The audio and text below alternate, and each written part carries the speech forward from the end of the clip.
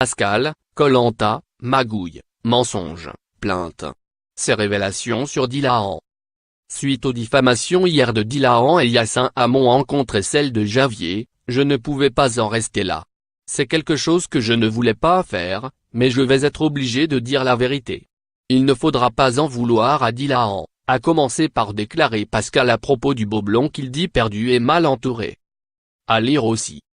Dylan, Koh-Lanta, et Guxi, nouveaux mensonges et révélations.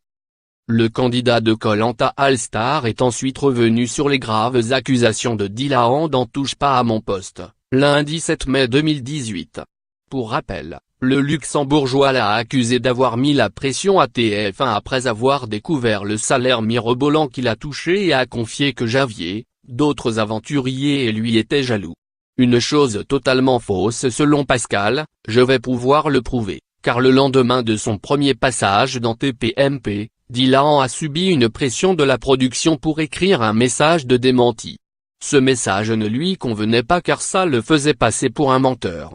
Affolé, il m'a écrit un message en me disant qu'il ne savait pas quoi faire. Il m'a ensuite téléphoné, j'ai réfléchi longuement et j'ai écrit le tweet qu'il a fini par poster, pour aider mon ami. J'ai voulu l'aider parce qu'il était pas bien. Afin de prouver ses dires, Pascal a dévoilé des messages qu'il a échangés avec Dylan. Et on peut clairement voir qu'il lui a dit d'écrire le message suivant. J'ai apprécié mon passage sur TPMP en compagnie de Cyril et de son équipe mais je précise qu'en aucun cas la production de TF1 m'aurait fait du chantage pour démentir mon salaire. Je me suis juste mal exprimé en oubliant de préciser que j'avais touché 27 000 € pour 4 émissions.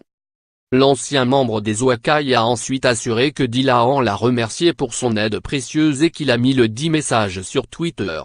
Pascal lui a alors demandé de ne pas signifier qu'il était à l'origine de ces tweets, au risque de passer pour un menteur.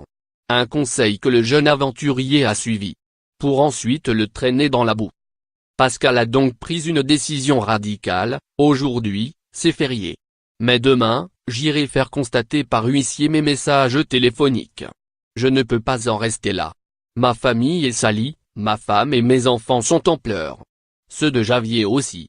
On ne doit pas en rester là car Yacine et les deux autres équipiers qu'il y avait sur le plateau, Cédric et Tiffany, ND et Hilaire, attisent une haine depuis le début de ce combat des héros, suite à une frustration de leur élimination.